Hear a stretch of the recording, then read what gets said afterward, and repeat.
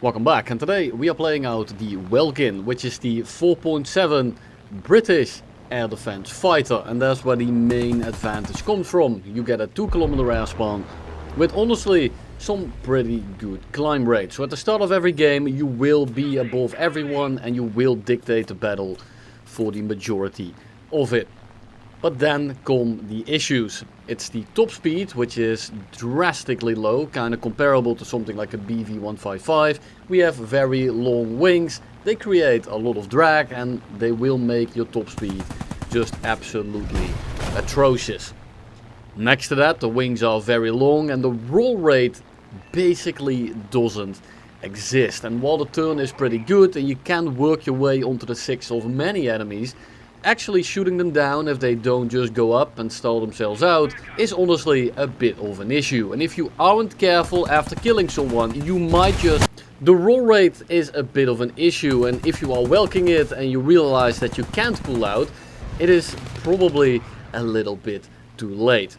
Defensively and offensively in a head-on, this thing is absolutely terrible because you can't just pull out of the way. You are an absolutely massive target. And due to the fact that you aren't that fast and you rip your wings off at like 650, so you can't even outrun anyone, even in a straight line, it's even slower.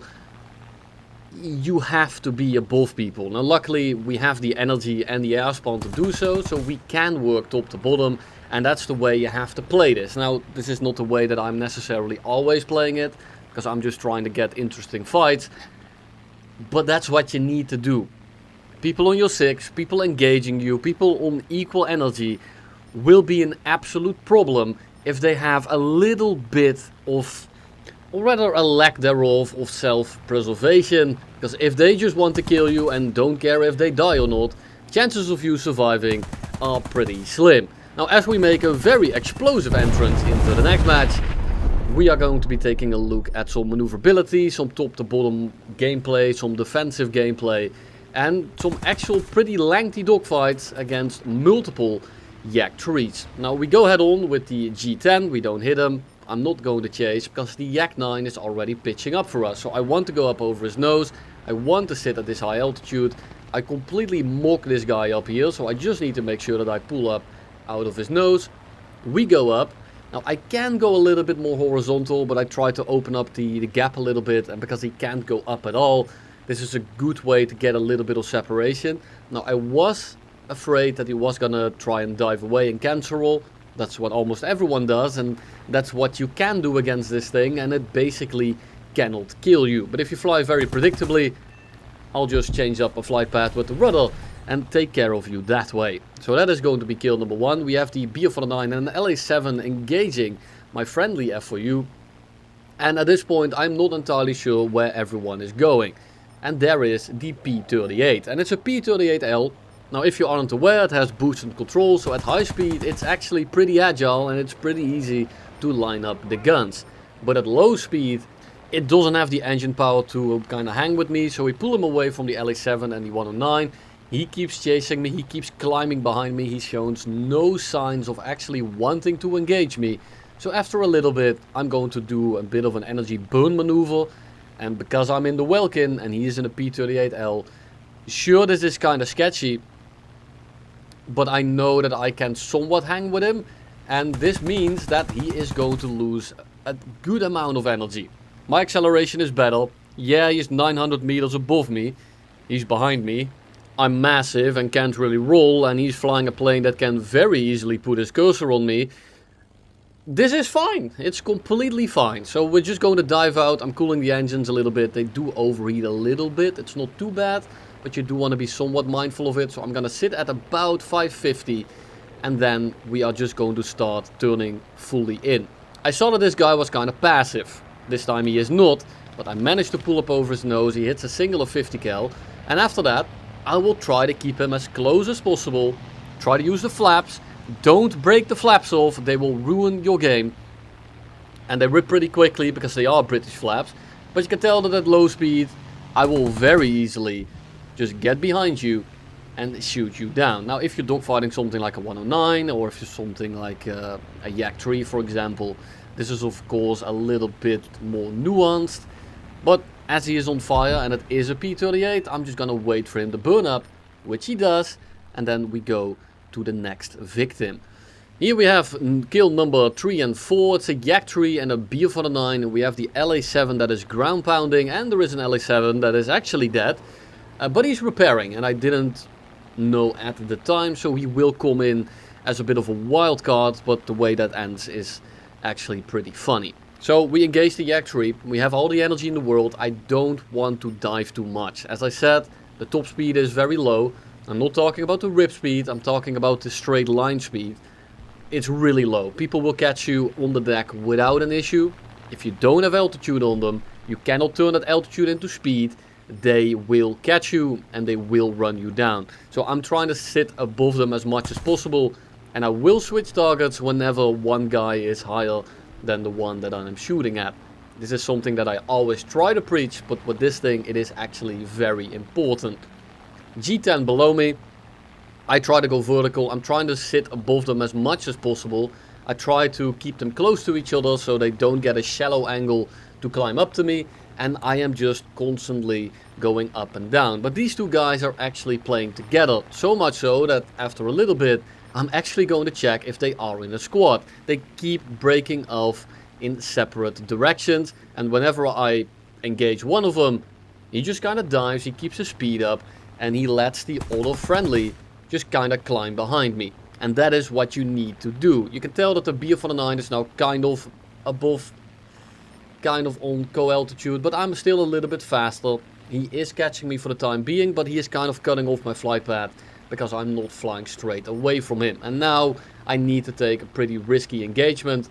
I need this guy out of the lobby. I'm just going to go head on with him. I'm going to pull out of the way. I'm going to pull into the direction that he needs to roll over the most for. And we get a hit, we don't actually kill him, which is a little bit annoying, but it is what it is, as we yet again pull into his flight path. And he just kind of rolls out of the way, and you can see it right there. I am not able to line up those guns. So we go back up, the Yak tree is actually going a little bit too far away, which is good for us, as then the G10 is completely vulnerable and instantly gets shot in his mouth. So the Yak tree flew away, kept flying away, the LA7 is on the deck, B17 came in to support, and we have the Yak tree, not the LA7, my apologies, that went to crash and land and then repaired. So now I have an extra Yak tree in the mix. Not ideal. The LA7 is on the deck, he's not really being much of a threat right now, and looking at the Yak tree that's simply flying away, I thought it's such an opportune moment, I need this guy out of this lobby. So I actually choose to engage him. I sacrifice my position and I let the other Yak tree simply fly away. The other Yak tree has been flying away a little bit too far, at least throughout the rest of the match. So Mr. Numbers over there, which is what I'm going to call him, together with Manzana, are going to run a bit of a tag team on me. So I stall this guy out. Manzana is now on the deck or below me, going very slow. I'm still going 350. I'm able to go back up. We are at an altitude where the Yak tree isn't that fantastic. So I'm just gonna try to keep Mr. Numbers close to me as I try to stall out Manzana and cut him out of this furball in that way. He comes in, he starts to lead, but yet again he doesn't have the energy, and I'm just quite able to get over his nose, end up behind him with the use of a little bit of flaps, especially on the top of my loops. I try to keep my energy, but I do like rotating quickly, so I push Mr. Numbers down again, which means that he actually loses quite a bit of energy. If he wants to come back up, he is not going to be able to. So I switch back to Manzana as I'm above and kind of behind him, at least with the altitude and plane that I have. But Mr. Numbers comes back for the head-on and I pull out of the way. But I still have the energy to handle them both. The issue is simply getting my guns on target, because if this thing had a good roll rate or was kind of responsive, both of these guys would already have been dead. Unfortunately, they are not. Go for a long range shot, which I shouldn't have because I'm actually quite low on ammo, and I'm still behind Manzana. Mr. Numbers got pushed down again because I was above him, I was diving on him, I was shooting at him, and he yet again tries to pull in for this shot right here. So we move out of the way, he almost gets his nose on. There is the LA7. Not quite a threat. We go back up, we stall him out, we go into a spiral. This way he burns a lot of speed in the turn while still going vertical, and it makes it so that I can hold on to my speed and actually have the ability to keep turning. Going straight vertical drops the speed incredibly quickly, and if you have someone on your 6, well, he might just pull in because you are now too slow to complete your raid. So I severe the other guy, it's Manzana, but he is still on my 6. And he is still operable. He's still flying, he's still chasing me. A yak tree with a single wing, he's just going to land. And because he already landed and repaired once, I am not going to be risking it. But for now, I'm on the 6 of Mr. Numbers, and I'm just trying to make sure that he dies. Maybe he thinks that his friend isn't severed. Maybe he thinks that he can now actually dogfight me, and then I can shit in his mouth. But you can tell the issue.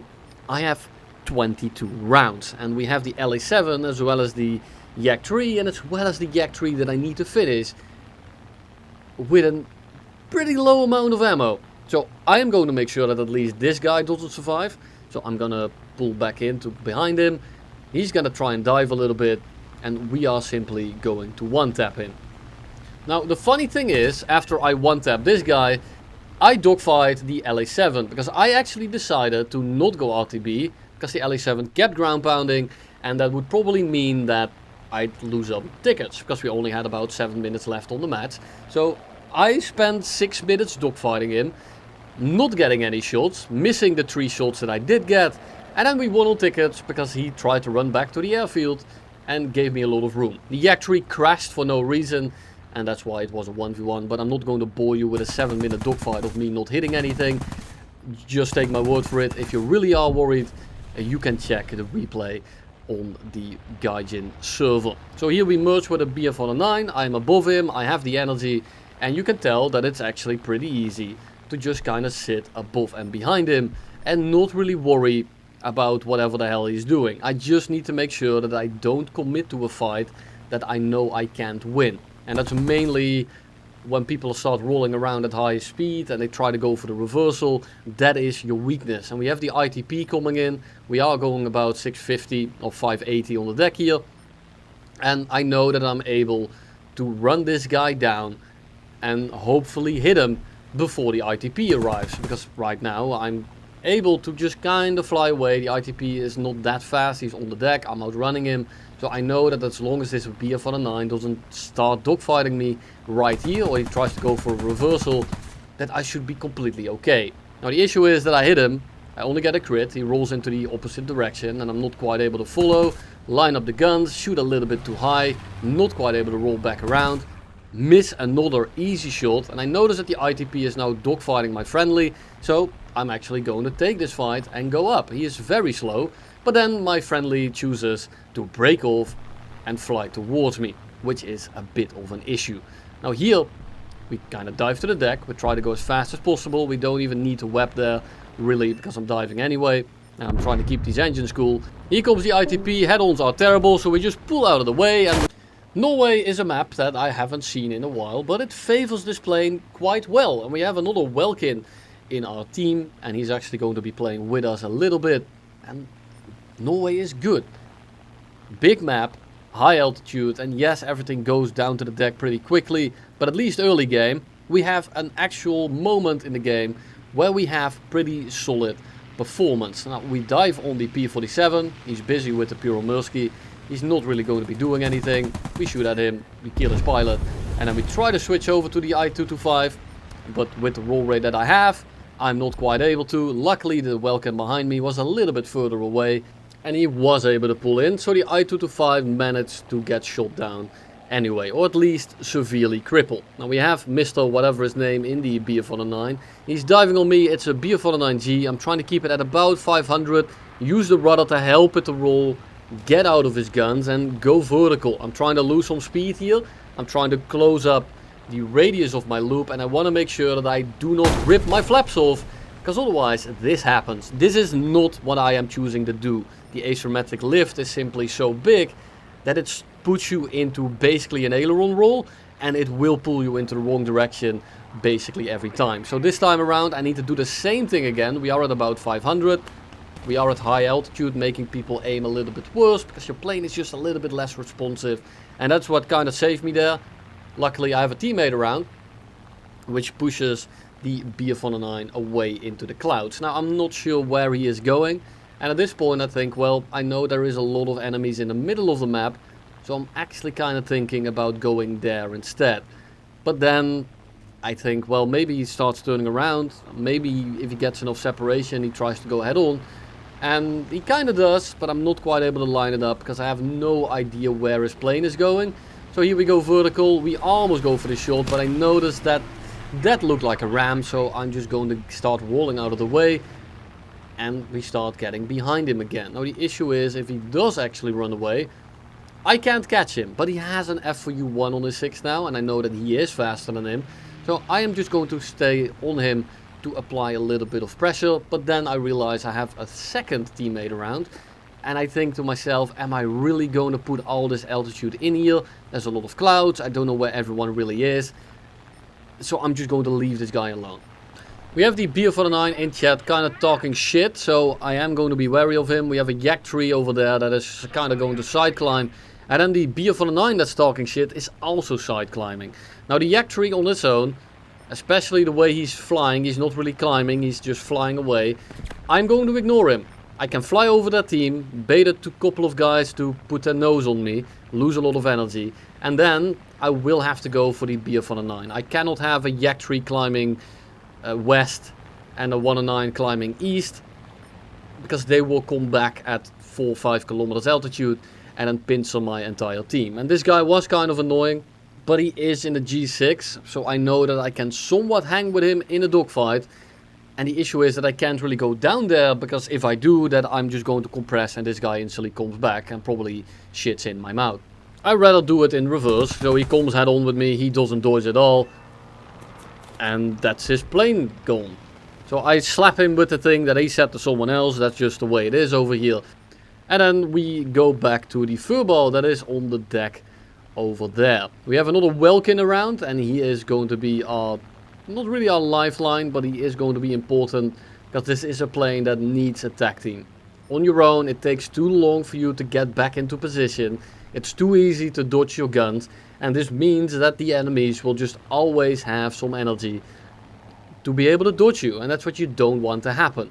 In the background, the yak tree decided to fly into AA. He probably just went AFK actually.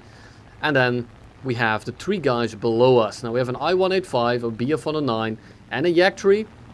The yak tree, obviously the most dangerous plane, but the 109 is giving me a shot. So I go for him before dodging the I-185. And the I-185 is a bit of a brick. It has good energy, but so do we, and he doesn't necessarily turn that well. He only turns well because of the energy. I do both, so I turn back into him in like a singular turn. He started behind me, by the way, and he is instantly dead. And that is 2 guys off the list already. Now we have the BF-109, or the Focke-Wulf 190, and a yak tree. And I thought to myself, well, I think I would go for the 190 first, because that is a plane that is actually somewhat fightable, whereas the yak tree really isn't. So I am actually going to leave the yak tree to my friendly. He is going to fight him, and I saw that my friendly was taking its time. He might not kill him. He might, but he might not kill him. But he will at least keep him busy for long enough to the point where I can deal with the 190 right here. The issue is that I do not have flaps, so dogfighting a yak tree is kind of out of the question. But one can dream. I'm gonna just sit above this guy. I'm waiting for him to do something. He's probably going to try and take the head on. So what do? We turn into the direction that he is not flying towards. So he has to turn the maximum amount of time. And then we just kinda go into a spiral. Now he manages to yet again hit me with, I think, a 7 mil. He did absolutely no damage. You can barely see it on the damage indicator. And now I have the ability to just kinda sit behind him. Now I do want to be careful that I don't get too close and that I don't overshoot. But if we get slow enough, I can sit behind him, because then I'm not going to be overshooting. I can simply go up. And because he doesn't have the energy to follow me, he's basically stuck in this position for the rest of eternity. Now the issue is that he can dive away and try to run away. And if he has enough distance, like he has right now, he will be able to straight up outrun me. Now luckily he kind of panics and he just tries to roll around and dodge my guns and tries to go for the reversal, but if he had just flown straight, neither of us could have caught him. Now luckily he goes into a dogfight, so I cut my throttle yet again to solidify the position, click on his wingtip, and it falls straight off. Last guy, PE8, I mean he's just trying to go for a landing, hit a fat burst, set him on fire, take off both his wings, get a severe, and then he almost lands it, but he crashes right in front of the runway in the middle of the map, as Bill Nye the Science Guy just killed Bing Chilling in his F4U. And that is basically the Welkin. Now I'll have another dogfight right here. I try to go for the F8F, and I just cannot get my nose on target. A little bit of bad aim, sure, but that is also just the plane fighting me completely and not wanting to do what I wanted to do. So I just leave him alone. The F8F is going to be annoying, but he burned a lot of energy because he simply doesn't have any retention. So we fly up over the P-51 and it's going to be a D model. In the worst case it's a D-30, but even then I wouldn't be too worried because he is simply way too slow. It is a D-30, we turn his plane into spare parts and then we look for the next guy that is coming for us because I hear someone very close and it kinda tipped me off. But it's the F8F that I engaged earlier, so I instantly know that he does not have the energy to hang with this kind of maneuver. We are at almost 5 kilometers, he is below me, he is slower, and he doesn't have any retention whatsoever. Now I did think that I was going to almost cut into that, but I'm not quite able to. But it doesn't really matter because I can simply go back up. And we have a P-47 coming in, but he's about 2.5 kilometers away. He is quite a bit below us, he's not particularly fast. So I'm actually able to make sure that this guy dies before I switch on over to the P-47. He's 1.7 away now. And really not an issue. He's way too low, he's too slow, and he's too far away.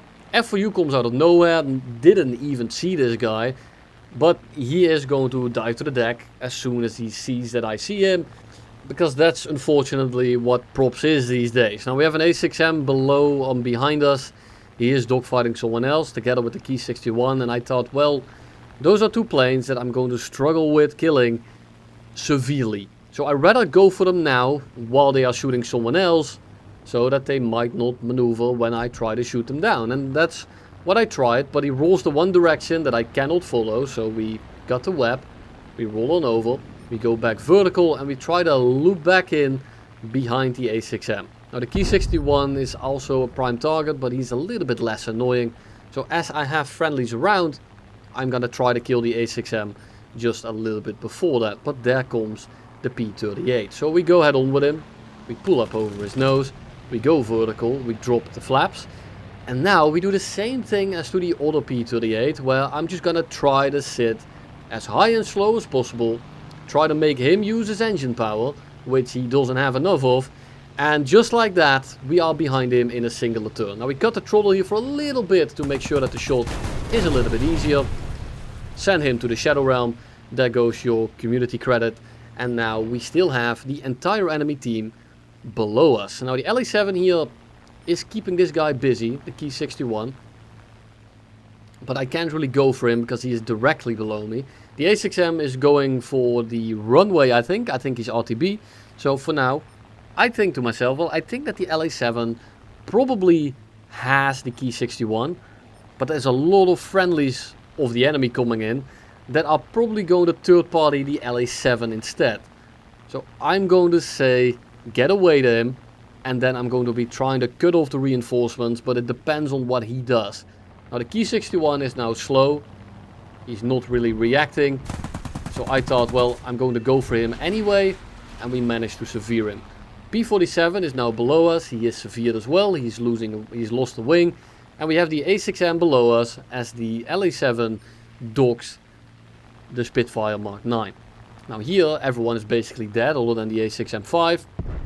The P-47 has one wing, the Key 61 has one wing, and the A6M, while pretty slow, I mean, at this point he might as well be severed as LA-7 and the Key 61 end up kissing and actually give me the kill.